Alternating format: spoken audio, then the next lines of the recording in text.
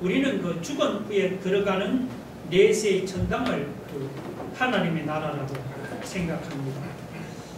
그러나 그 유대인들의 생각은 우리와 다릅니다. 유대인들은 하나님의 나라가 이 땅에 세워진다, 그렇게 생각했습니다. 예를 들면 다윗과 같은 그런 아주 이상적인 왕이 나타나서 이스라엘 땅에서 로마 군대를 몰아냅니다.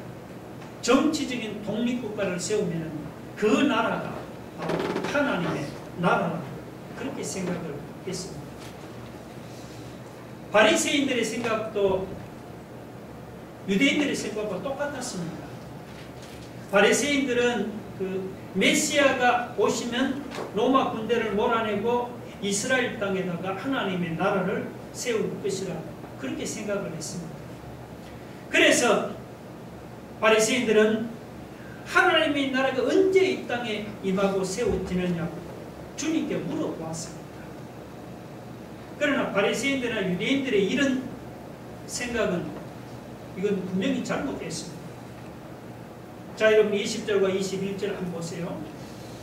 예수께서 대답하여 이르시되 하나님의 나라는 볼 수 있게 임하는 것이 아니요 또 여기 있다 저기 있다고도 못하리니 하나님의 나라는 너희 안에 있느니라.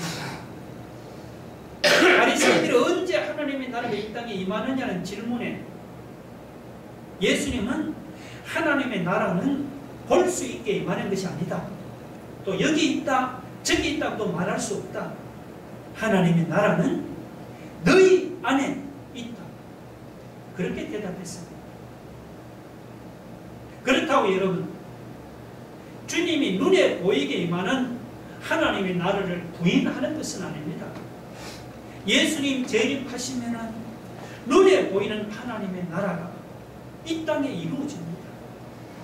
지금은 하나님의 나라가 완전히 이루어지지 않았지만 예수님이 재림하시면 하나님의 나라가 이 땅에 완전히 이루어지죠.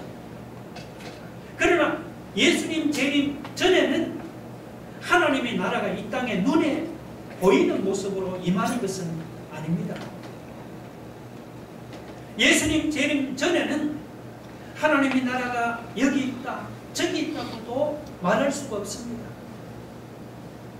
예수님 재림 전에는 하나님의 나라가 눈에 보이지 않는 영적인 모습으로 임하는 것입니다. 여기 예수님의 답변에서 가장 중요한 구절을 들라면 너희 안에 있다. 하나님의 나라는 너희 안에 있느니라. 예수님이 재림하기 전에는 하나님의 나라가 어디 있다고? 너희 안에 이루어진다는 것입니다. 자, 여러분 여기서 이 너희 안에는 두 가지로 해석할 수가 있습니다. 하나는 너희들 가운데 혹은 너희들 사이에 이런 뜻입니다. 또 하나는 너희 마음속에 그런 말이죠. 너희 마음속에. 근데 사실은 어느 쪽으로 해석하는 의미는 똑같습니다. 너희 안에 이것을 너희들 가운데 혹은 너희들 사이로 해석하면은 어떻게 됩니까? 주님과 제자들의 복음 전도를 통해서 하나님의 나라가 너희들 가운데 혹은 너희들 사이에 이루어졌다는 그런 말입니다. 이 너희 안에를 하나님 나라가 너희 마음속에로 해석해도 뜻은 크게 달라지지 않죠. 예수님과 제자들의 복음 전도를 통해서 그것을 받아들임으로 해서 너희 마음속에 하나님의 나라가 이루어졌다는 그런 뜻이죠. 이 나라를 이루는 데는 여러분 영토와 국민과 주권의 이 세 가지 요소가 필요합니다. 그 중에서도 주권이 제일 중요하죠. 주님이 하나님 나라를 말씀할 때도 이 주권을 강조했습니다. 하나님의 주권, 즉 하나님의 통치가 이루어지는 곳이면 어느 지역이라도 바로 하나님의 나라가 이루어집니다. 지금 우리가 모인 이곳에 하나님의 통치가 이루어진다면 우리가 모인 이 가운데 하나님의 나라가 이루어지는 것입니다. 또 우리 개개인이 우리 마음에 하나님의 통치를 받아들이면 우리 마음에도 하나님의 나라가 이루어지는 것이죠.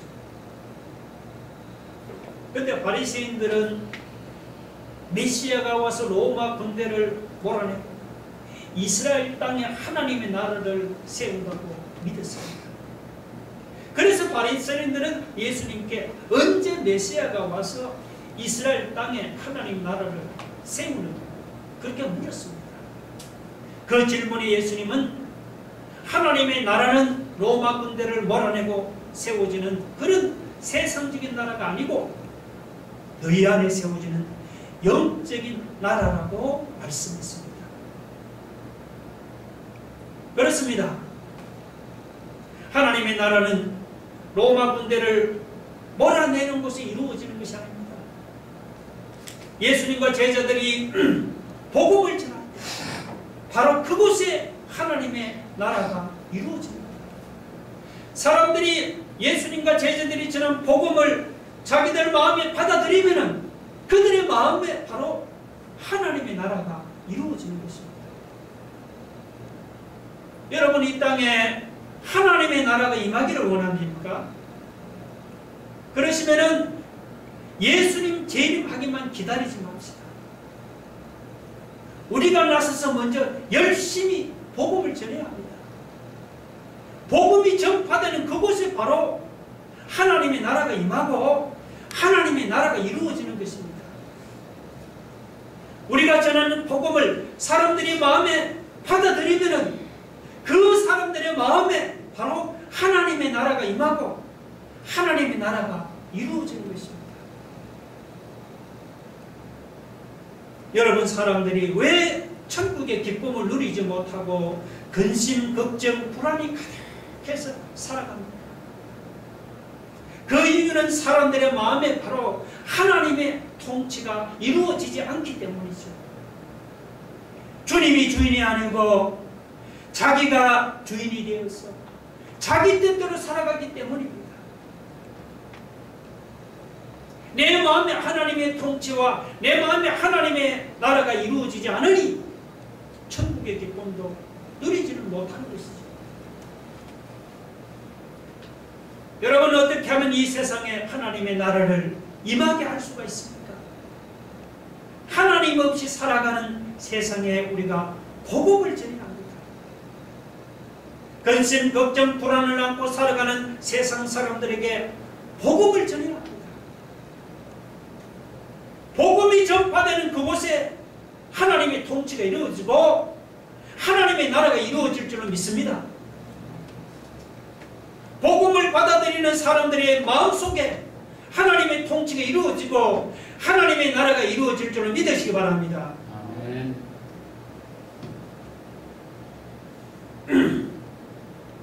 자, 앞에서 예수님은 눈에 보이지 않는 하나님의 나라를 언급을 했습니다. 복음이 전파되는 곳에 하나님의 나라가 영적으로 임합니다. 그렇다고 예수님이 이 땅에 이루어지는 눈에 보이는 하나님의 나라를 부인하는 것이 아니죠. 지금은 복음이 전파되는 곳에 하나님의 나라가 영적으로 이루어지지만 때가 되면은 하나님의 나라가 천국 실제로 이 땅에 이루어집니다. 자, 여러분 22절 한번 보세요. 또 제자들에게 이르시되 때가 이르리니 너희가 인자의 날 하루를 보고자 하되 보지 못하리라. 자, 여기서 인자의 날 하루는 무슨 날이냐? 이것은 주님이 재림하는 날입니다. 때가 이르면은 이것은 신약시대가 이르면 사람들은 주님이 재림하는 인자의 날 하루를 보기를 원해도 볼 수가 없습니다. 왜냐? 그날은 세상 사람은 아무도 모르도록 하나님께서 비밀에 붙여두셨기 때문이죠. 사람들이 모른다고 해서 예수님이 재림하지 않는 것은 아니죠. 인자의 날 하루가 이르러 주님이 재림하시면은 이 땅에 하나님의 나라가 여러분 실제로 온전하게 이루어집니다. 요한계시록 그렇게 말씀하죠. 그런데 문제는 이 주님의 재림에 대해서는 옛날부터 많은 거짓 증거들이 있었습니다. 옛날부터 많은 거짓 선지자들이 일어나서 주님이 여기에 오셨다 혹은 저기에 오셨다면서 사람들을 미혹했습니다. 그런데 예수님은 뭐라고 말씀합니까? 23절 보세요. 사람이 너에게 말하되 보라 저기 있다 보라 여기 있다 하리라. 그러나 뭐라고요? 너희는 가지도 말고 따르지도 말라. 예수님 말씀은 사람들이 예수님이 여기 있다 혹은 저기 있다 말하더라도 거기에 따라가지 말라는 그런 말입니다. 예수님이 처음 세상에 오실 때는 마구간에 몰래 오셨잖아요. 그래서 그때는 동방박사라든지 혹은 몇몇 소수의 사람들을 제외하고는 예수님께서 세상에 오시는 것을 몰랐습니다. 그래서 그때는 거짓 선지자들이 나타나서 주님이 여기에 오셨다 메시아가 저기에 오셨다고 미혹해도 사람들이 속아 넘어갈 수가 있었죠. 그러나 여러분 예수님이 재림하실 때 처음 오실 때와 다릅니다. 24절 보세요. 자, 이것은 예수님이 재림하시는 모습을 묘사하는 것입니다. 번개가 하늘 아래 이쪽에서 번쩍이어 하늘 아래 저쪽까지 비친같이 인자도 자기 날에 그러하리라. 예수님 말씀은 하늘에서 번개가 번쩍하고 치듯이 그렇게 주님도 그렇게 재림한다는 것입니다.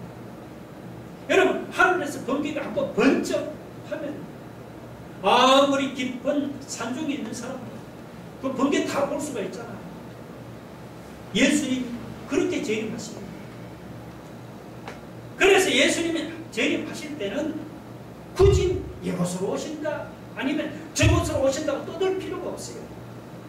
하늘에서 번개가 치면은 땅의 모든 사람이 볼 수 있듯이 예수님도 그와 같이 세상 모든 사람이 다 볼 수 있도록 그렇게 재림하십니다. 물론 현세에서도 우리가 예수님을 믿을 때 우리 마음이 하나님의 나라가 이루어지지요. 그러나 현세에서 누리는 이 하나님의 나라는 완전한 나라가 아니잖아요. 하나님의 나라의 완전한 영광과 완전한 기쁨은 예수님이 재림하실 때 온전하게 누리게 될 것입니다. 현세에서는 다만 하나님 나라의 영광과 기쁨 중에 우리는 극히 일부분만을 우리가 누리고 맛볼 뿐이죠. 사도 요한은 장차 예수님 재림 때 이루어질 영광스러운 하나님 나라를 어떻게 묘사했습니까? 요한계시록 21장 4절로 우리 한번 같이 읽어봅시다. 시작. 모든 눈물을 그 눈에서 닦아주시니 다시는 사망이 없고 애통하는 곡이나 곡하는 것이나 아픈 것이 다시 있지 아니하리니 처음 것들은 다 지나갔습니다. 여러분 눈물 흘리고 죽고 애통하고 곡하고 그리고 아픈 것이 우리가 사는 이 세상이 아닙니까? 그런데 장차 예수님 재림하시면은 그래서 하나님의 나라가 완전히 이루어지면은 우리가 이 세상에서 당하는 그런 모든 고통이나 모든 불행이 다 사라져요. 주님 재림하면은 우리가 이런 복된 하나님의 나라가 눈물도 없고 애통하는 것도 없고 곡하는 것도 없고 죽는 것도 없는 이런 복된 하나님의 나라가 실제로 완전하게 이루어지는 것입니다. 생각만 해도 가슴이 뛰질 않습니다. 그렇다고 아무나 이런 복된 하나님 나라에 들어가는 것이 아닙니다. 25절 보세요. 그러나 그가 먼저 많은 고난을 받으며 이 세대에게 버림바 되게 할지니라. 이 그는 예수님이죠. 그러니까 먼저 주님이 고난을 받아서 십자가에 죽어야, 그래야 하나님의 나라가 이루어지는 겁니다. 주님의 죽으심이 없다면 우리 앞에 그런 영광스럽고 복된 하나님의 나라도 없는 거예요.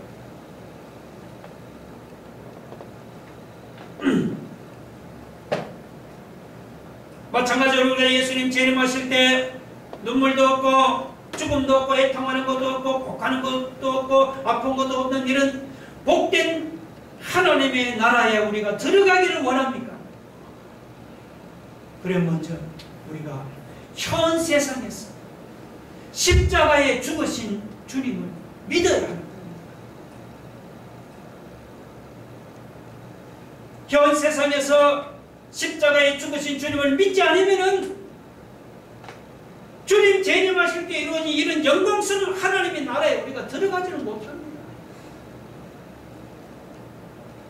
계시록 21장 4절 모든 눈물을 그 눈에서 닦아주시니 다시는 사망이 없고 애통하는 것이나 곡하는 것이나 아픈 것이 다시 있지 아니하리니 처음 것들은 다 지나갔습니다. 우리가 예수님 재림하실 때 이런 복된 하나님의 나라에 들어가기를 여러분이 소원하신다면 현 세상에서 살아있을 동안에 십자가에 죽으신 예수 그리스도를 나의 구주로 믿고 영접하기를 주님의 이름으로 축원합니다.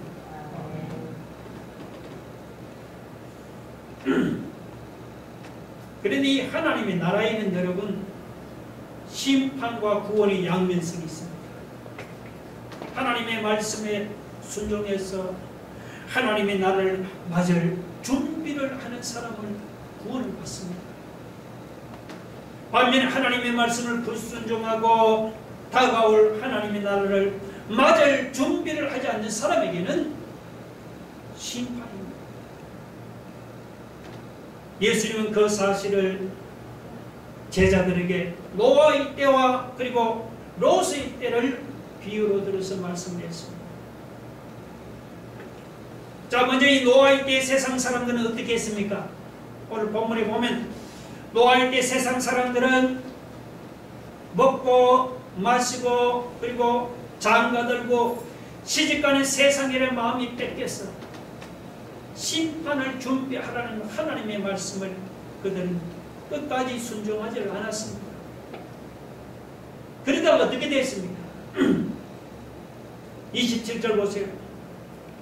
노아가 방주에 들어가던 날까지 사람들이 먹고 마시고 장가들고 시집가더니 홍수가 나서 그들을 다 멸망시켰습니다. 세상의 마음이 뺏겨서 그렇게 살다가 그들은 갑자기 홍수 심판을 당했습니다. 다 멸망당했습니다. 롯의 때 사람들도 마찬가지였습니다. 창세기 19장을 보면 롯의 시대 때 소돔과 고모라가 극히 타락했죠. 하나님은 그 타락한 소돔성을 유황불로 심판하기로 작정하고 그 사실을 롯에게 알려주었죠. 그런데 소돔성 사람들은 어떻게 했죠? 그냥 먹고 마시고 사고 팔고 심고 집을 짓는 일에 마음이 뺏겼어요. 소돔성을 떠나라는 그 롯의 경고를 농담으로 얘기했습니다. 농담이다. 그러다가 어떻게 됐습니까? 오늘 29절 28절 보세요. 또 롯의 때와 같으리니 사람들이 먹고 마시고 사고 팔고 심고 집을 짓더니 롯이 소돔에서 나가던 날에 하늘로부터 불과 유황이 비오듯 하여 그들을 멸망시킨다. 그렇게 마음이 뺏겨 먹고 마시고 살다가 사람들이 세상에 마음이 뺏겨서 하나님의 경고를 듣지 않고 농담으로 얘기다가 어느 날 갑자기 하늘에서 유황불이 내렸어요. 다 멸망당했습니다. 노아의 때나 롯의 때만 그런 것이 아니죠. 26절 보세요. 노아의 때에 된 것과 같이 인자의 때에도 그러하리라 했습니다. 30절에도 인자가 나타나는 날에도 이러하리라. 여기 인자의 때나 혹은 인자가 나타나는 날은 언제냐? 이거는 예수님이 재림하실 때. 예수님 재림하실 때. 예수님께서 재림하실 때도 어떻습니까? 그때 가면 그때도 노아의 때나 혹은 롯의 때와 같이 사람들이 세상에 취해서 먹고 마시고 장가들고 시집갈고 사고팔고 집을 지는 그런 세상인의 마음이 뺏겨서 하나님을 잊고 지내다가 갑자기 심판을 당해서 멸망당한다는 것입니다. 똑같다는 것입니다. 그렇다고 여기서 먹고 마시고 장가들고 시집가고 사고팔고 집을 지는 이런 세상 일들이 죄가 된다는 것은 아니죠. 죄는 아닙니다. 도리어 전도서 3장에 보면은 이런 것들은 우리가 세상을 살아가면서 누리려고 하나님께서 우리에게, 우리 인생에게 주신 선물입니다. 그러나 이런 것들이 세상 일이 죄는 아니라 이런 세상 일의 마음이 뺏겨서 우리가 하나님을 잊어버려서는 안 됩니다. 오늘 본문이 바로 강조하는 것도 바로 이것입니다. 세상 일의 마음이 뺏겨서 하나님을 잊어버리지 말라는 겁니다. 그러면 우리가 마지막 심판을 피하려면 어떻게 합니까? 예수님이 31절에서 이렇게 말씀했어요. 그날에 만일 사람이 지붕 위에 있고 그의 세간이 그 집안에 있으면 그것을 가지러 내려가지 말 것이요 밭에 있는 자도 그와 같이 뒤로 돌이키지 말 것입니다. 예수님 재림 때 지붕 위에 있는 사람은 집안에 있는 세간에 미련을 두지 말라. 그리고 밭에서 일하는 사람도 집안에 있는 물건을 챙기려고 집으로 돌아가지 말고 어떻게 하는 곧장 피하라는 것입니다. 이 말은 세상 욕심을 버리라는 그런 말입니다.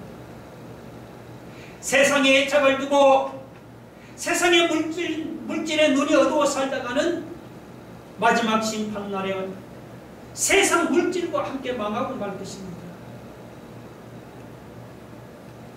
롯의 처가 그렇게 멸망당하지 않았습니까?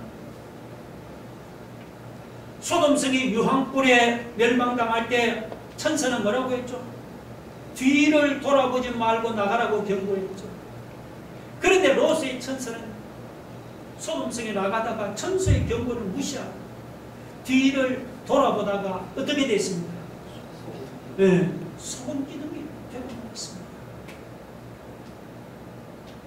롯의 아내가 소돔성을 나가다가 왜 뒤를 돌아보았을까요? 뒤에 자기의 그 두고 온 소중한 것들이 소돔성이 있었기 때문에 거기에 자기 집도 있었고 거기에 자기 돈도 있었고 소중한 것이 있었기 때문에 롯의 아내는 자기가 아끼던 물질이 너무 아까웠습니다. 그걸 두고 그래서 뒤를 돌아보다가 결국 소돔 기둥이 되었습니다. 그러니까 롯의 아내는 물질에 대한 욕심 때문에 세상의 애착을 두고 살다가 멸망당하고 말았습니다. 주님은 결론적으로 이렇게 말씀했어요. 33절 무릇 자기 목숨을 보존하고자 하는 자는 잃을 것이요 잃는 자는 살리리라. 물질로 자기 목숨을 보존하고자 하는 사람은 도리어 자기 목숨을 잃어버린다. 롯의 아내가 그랬죠. 그러나 주님을 위해서 세상 물질을 포기하고 잃어버리는 사람은 도리어 하나님 안에서 영생을 얻습니다. 버리는 사람은 얻을 것이고 얻으려고 하는 사람은 잃어버린다는 너무나 이런 역설적인 진리죠. 우리는 마지막 때 어떻게 되기를 원합니까? 노아처럼 그 홍수 심판의 와중에서 구원 얻기를 원합니까? 아니면 심판 중에 멸망당하기를 원합니까? 롯처럼 유황불 심판에서 구원받기를 원합니까? 아니면 롯의 아내처럼 멸망당하기를 원합니까? 우리가 마지막 심판에 구원받기를 원합니다. 내 마음에 있는 물질에 대한 욕심부터 우리가 먼저 버리도록 해야 합니다. 세상에 애착을 두고 세상 물질의 욕심을 두고 살다가는 마지막 심판 때 세상 물질과 함께 멸망당하고 만다는 사실을 기억하기 바랍니다. 여러분, 마태복음 13장에 보면 알곡과 가라지 비유가 나오죠. 농부가 밭에 씨를 뿌렸습니다. 그런데 싹이 나고 결실할 때 보니까 가라지도 함께 자라고 있었습니다. 그걸 보고는 종들이 가라지를 뽑으려고 하니까 뭐라고, 주인은요, 그거 뽑지 말고 그냥 두라고 했습니다. 왜냐하면 가라지를 뽑으려고 하다가 멀쩡한 잘못하면 곡식까지 뽑을 수 있기 때문이죠. 추수전에는 알곡과 가라지가 함께 밭에서 자라집니다. 그러나 추수 때가 되면 어떻게 돼요? 알곡은 거두고 곡간에 들이고 가라지는 거두고 불살라버린다. 여러분, 우리가 사는 세상도 그와 같습니다. 예수님 재림 전에는 밭에 알곡과 가라지가 섞여 살듯이 한 무리의 사람이 세상에서 함께 섞여 살아갑니다. 먼저 한 무리의 사람은 예수님 재림하실 때 대역함을 얻을 사람입니다. 나머지 한 무리의 사람은 예수님 재림하실 때 버려둠을 당하는 사람입니다. 자, 그러면 예수님 재림하실 때 데려감을 얻는 것은 무엇이고 버려둠을 당한다는 것은 또 무엇입니까?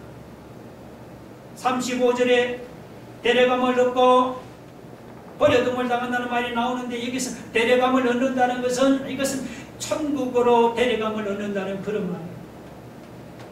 반면에 버려둠을 당한다는 것은, 이것은 지옥으로 떨어지도록 버려둠을 당한다는 그런 말이에요. 그러니까 장차 예수님 재림하실 때 한 사람은 천국행입니다. 또 한 사람은 지옥행입니다. 영적으로 볼 때 데려감을 얻을 사람과 이렇게 버려둠을 당할 사람이 이렇게도 큰 차이가 있죠. 하나는 천국이고 하나는 지옥이요. 그런데 영적으로는 큰 차이가 있지만 세상적으로는 이들 사이에 전혀 차이가 없어요. 지금 천국으로 데려가는 사람이라고 예수님께서 이마에 뭐 표를 해놓은 게 아니죠. 반대로 지옥에 버려둘 사람이라고 뭐 머리에 도깨비처럼 이상한 뿔을 달아놓은 것도 아니죠. 똑같습니다. 천국 갈 사람이나 지옥 갈 사람이나 지금은 아무런 차이가 없어요. 지금은 한 지붕 밑에서 남편과 아내로 같이 살아갑니다. 회사에 가면 직장 동료로 같이 일하고 있습니다. 천국 갈 사람이나 지옥 갈 사람이나 이 세상에 사는 동안은 함께 같이 섞여서 같이 살아가요. 차이가 없어요.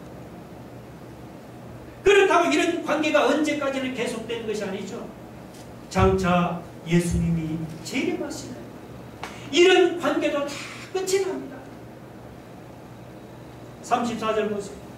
내가 너희에게 이르노니 그 밤에 둘이 한 자리에 누워 있음에 하나는 데려감을 얻고 하나는 버려둠을 당할 것이요, 두 여자가 함께 맷돌을 갈고 있음에 하나는 데려감을 얻고 하나는 버려둠을 당할 것이라.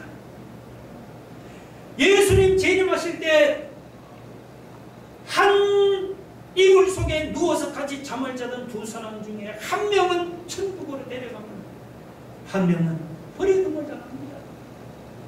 예수님 재림하실 때 한 집에서 맷돌질을 하던 시어머니와 며느리 두 여자 중에 한 명은 천국으로 데려감을 얻고 한 명은 버려둠을 당하는 거예요. 여러분, 천국 갈 사람과 지옥 갈 사람이 이 세상에서는 가족으로 같이 지낼 수 있죠. 이 세상에서는 친구로 같이 지내고 회사 가면 직장 동료로 같이 일할 수도 있습니다. 그러나 예수님 재림하면 그때는 이런 관계도 끝이 납니다. 이 세상에서는 가족으로 같이 지내고 친구로 회사 동료로 같이 지내지만 예수님이 재림하시면은 그때는 천국 갈 사람과 지옥 갈 사람은 확연하게 그냥 갈라집니다. 세상에서는 한 지붕 밑에 사는 가족이지만 예수님 재림 때는 아내는 천국으로 데려가 감을 얻고 남편은 지옥으로 버려둠을 당할 수도 있습니다. 자식은 데려감을 얻고 부모는 버려둠을 당할 수도 있습니다.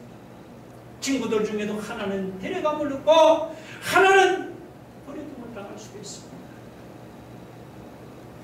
지금 우리 눈에는 신자나 불신자를 구별하는 것이 쉽지가 않죠. 그래서 신자가 혹시 불신자들 탐에 섞여 살아가면은 예수님 재림하실 때 하나님이 알아보지 못할까봐 여러분 걱정됩니까? 걱정할 필요가 하나도 없어요. 두 사람이 한 자리에 같이 누워있거나 두 여자가 시어머니가 며느리가 한 집에서 같이 맷돌질을 해도 하나님은 그 중에서 누가 믿는 사람이고 누가 안 믿는 사람인지를 하나님은 정확하게 구별하십니다. 그래서 믿는 사람은 아무리 불신자들 탐에 섞여 살아도 하나님께서 다 알아보십니다. 믿는 사람은 아무리 어려운 환경이나 어려운 처지에 놓여 있다고 여러분 걱정할 필요가 없습니다. 믿는 사람은 어떤 어려운 환경이나 어떤 어려운 처지에 놓여 있어 하나님이 다 알아보십니다. 여러분 믿습니까? 그러면 우리는 불신자들 틈에 섞여 있어도 우리는 어떻게 믿음을 지키면서 살아가야 합니다. 어디에서 살든지 우리는 항상 믿음을 지키면서 살아가야 합니다. 어떤 처지나 어떤 형편에서 우리는 믿음으로 항상 주님만을 바라보면서 살아가야 합니다. 믿음으로 주님을 바라보며 사는 사람, 마지막 주님 재림 때 천국으로 데려감을 얻게 될 줄로 믿으시기 바랍니다. 우리 다 같이 한번 기도하겠습니다. 여러분, 주님 재림 때 불신자는 지옥에 버려지지 않아 주님을 믿는 자는 천국에 데려감을 얻습니다. 우리가 주님 재림 때 천국에 데려감을 얻기를 원하면 우리는 어떤 형편에서 믿음으로 항상 주님을 바라보며 살아갑니다. 여러분, 마지막 심판에 구원받기를 원한다. 롯의 처처럼 세상에 애착을 두지 말고 세상 물질에 욕심을 두지 말고 여러분, 우리가 복된 하나님 나라에 들어가기를 원하면 살아있을 동안에 십자가에 죽으신 주님을 마음에 영접하고 살아가는 복음이 전파되는 곳에 하나님 나라가 임하고 이루어진다 했습니다. 이 땅에 하나님 나라가 이루어지길 원하면 힘써 하나님의 복음을 전하는 삶을 살기를 원합니다. 한번 다 같이 한번 두 손을 들어보겠습니다. 할렐루야.